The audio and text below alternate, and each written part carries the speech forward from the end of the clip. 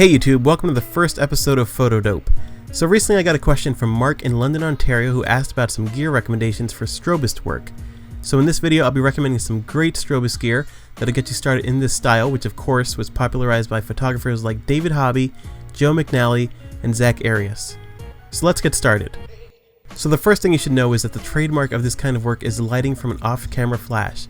So in order to take advantage of an off-camera flash, you'll need a hot shoe on your camera. Now hot shoes are available on DSLRs, but you can even find them on point-and-shoot cameras. It is worth noting that while each company has their own slight variation on hot shoe pinouts, the gear I'll be recommending in this video will work among various different brands and cameras. If in doubt, just make sure to read the title and description for the item you buy. So the bread and butter of any Strobist kit is the flash, and the one I've been recommending for years is the Yongnuo 560, currently in its 4th iteration. At the time of this recording, it's going for a measly $71 per flash.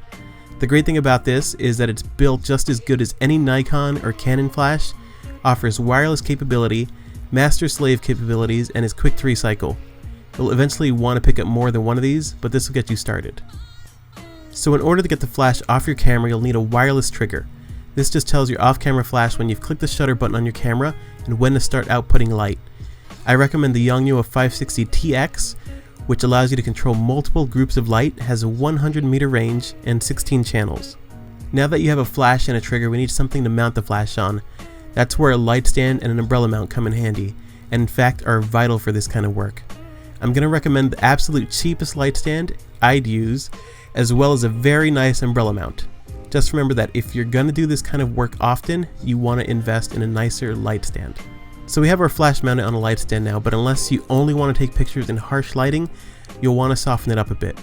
I recommend 2 different types of modifiers for beginners, and those are shoot-through umbrellas and softboxes.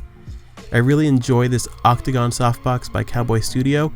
Joey L uses a similar shape modifier, though his is several times more expensive. These are going to be great modifiers to get you started and achieve some beautifully soft lighting.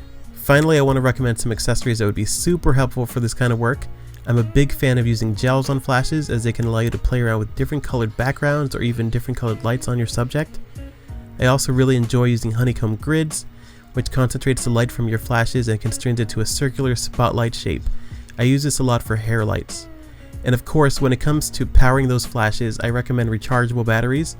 My favorite ones are the Eneloop batteries. Alright guys, that's it for now. Thanks for watching my video. I've included links to all of these items in the description for you. Don't forget to like and subscribe, and if you guys have any questions for gear recommendations, feel free to leave a comment below. I'll catch you guys in the next video.